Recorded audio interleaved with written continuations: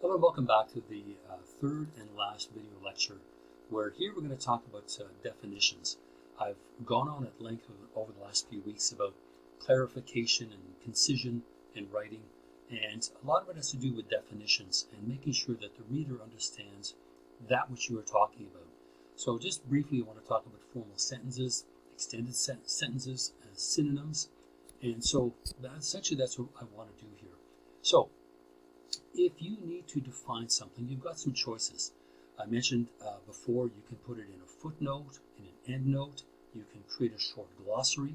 Let's say if you have half a dozen important terms, a glossary is often quite useful. And the first time you use a word, you would put in brackets, see glossary, right, with a capital G, and then the reader can go, oh, okay. If they know what it means, they carry on. If they don't, they know where to look.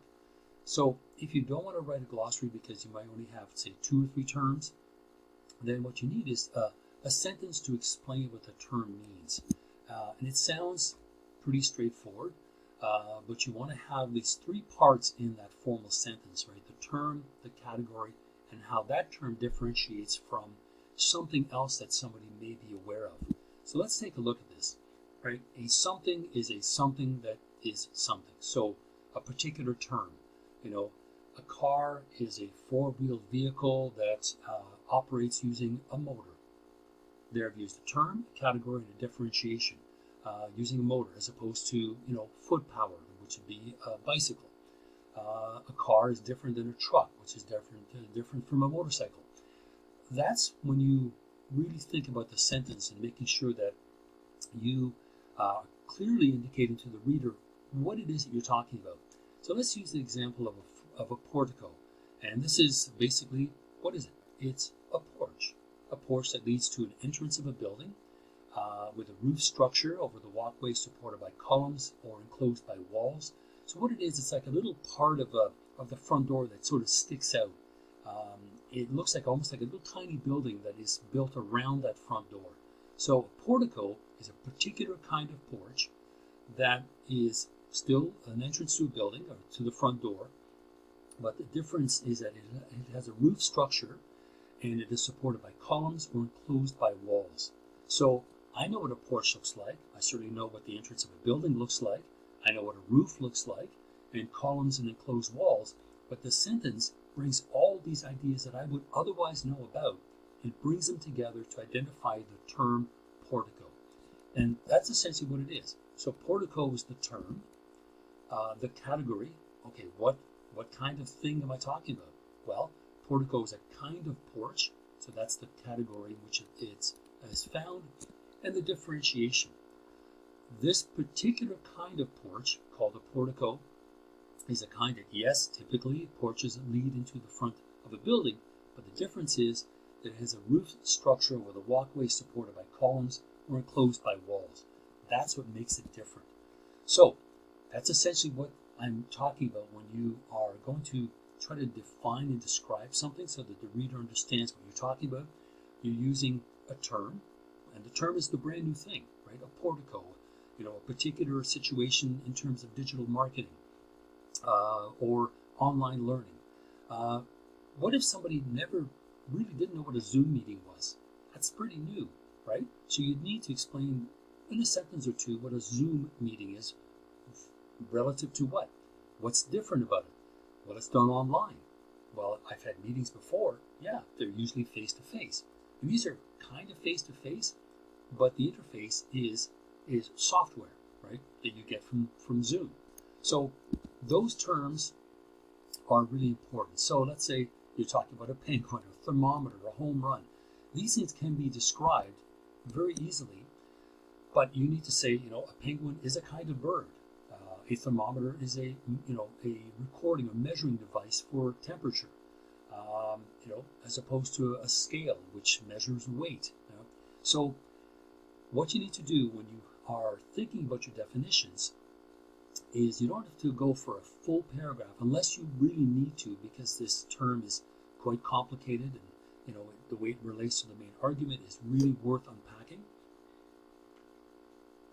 But not all terms need a full paragraph. Some just need a couple of sentences or even one sentence like I've shown you, where you have the term and you identify the category and what makes it different.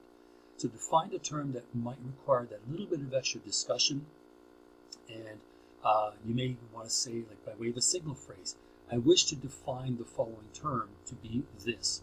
And that way you know exactly where you are, right? What does it do? Does it fit into a larger category? Can it be broken down to smaller categories? I know it sounds like a lot, but what's happening here is you are describing some new idea or new thing using terminology and ideas that are already familiar to the reader or to the viewer. That's what makes it different. So what's happening is you are trying to define something to someone when using terms that they already know and they recognize. So a portico, oh, it's a porch. Okay, I know what a porch is. It's in the front of a building. Well, I obviously know what a front of a building looks like, but here's what makes it different, right? Here is what makes that particular thing unique from just a regular porch, which would be 4-post, may or may not have a roof on it. All these things really help to show to the reader visually or using words what that new thing is. You can also tell people what it's used for, right? How do people use it? The benefits or advantages of understanding something, right? Does it fit into a cause and effect chain?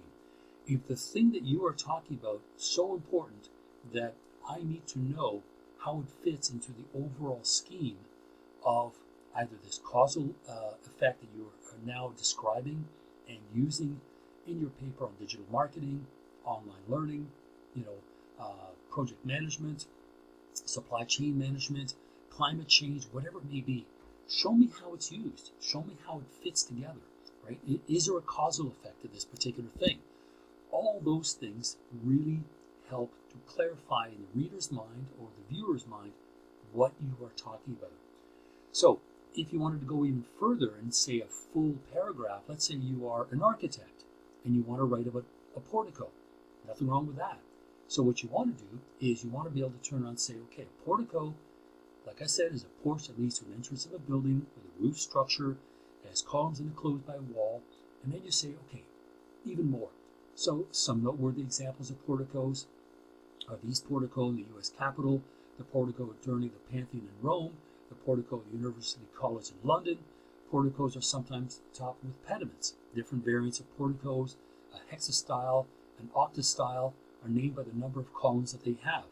So the style suffix comes from the Greek word column. So that's pretty detailed. It's not complicated, but it's very detailed. Okay, so depending on what it is that you need to describe and define, you can do it very briefly in one sentence. That would be a short form of a definition. It could be even less than a complete sentence. It could be part of a sentence. It could be a subordinate clause within a sentence. Or it could just be a very brief explanatory part of a sentence that just simply clarifies, just in case. You never know, but it is very helpful. So you could then go on to say the building has a portico to give the entrance a neoclassical flavor because of the roof, the columns, the number of columns. It makes it look like, the entrance to a Greek, Parthenon or Pantheon of some sort. Those things are important because they really clarify to the person reading or viewing or even listening, if you're listening to a podcast, what this thing is. So a formal definition of a portico, let's stick with that. It's a porch. It's in the front of a building. It has a roof over the walkway, and it's also supported by columns or enclosed by a wall. Okay, so there is your formal definition.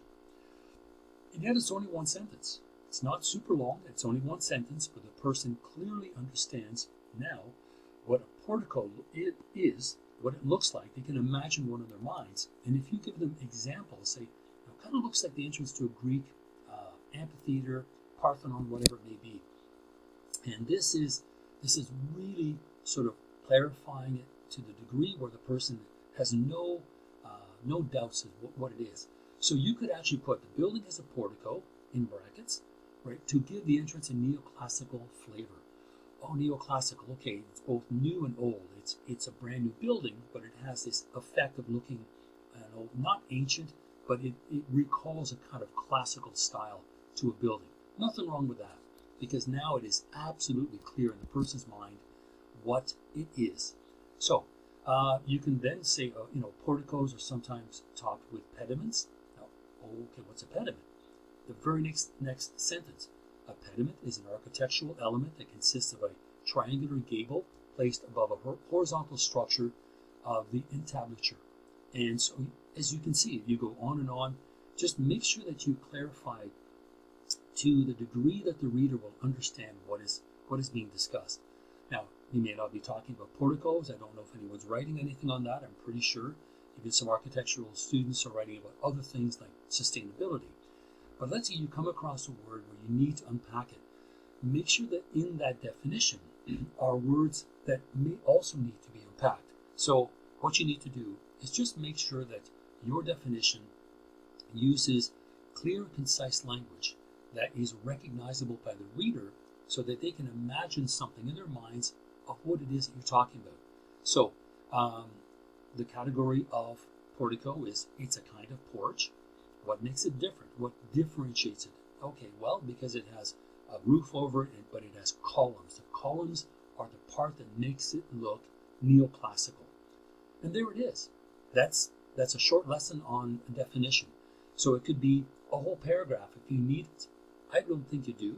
Maybe a couple of sentences to just clarify what the term means in terms of the category to which it belongs and then what differentiates it, a portico, from something else, from another kind of porch that may or may not have a roof, may or may not have columns, but whatever it is that you're talking about, make sure that that definition is concise enough that I can imagine in my mind using language that I'm already familiar with and can now envision this new idea that you're presenting. And that's essentially it. So that's it for this week, and we'll see you very soon. Any questions, please fire off a quick email to me, and we'll talk some more about the actual structure of the report. We'll talk about the letter of transmittal, introduction and summary, conclusions in more detail. So, see you soon.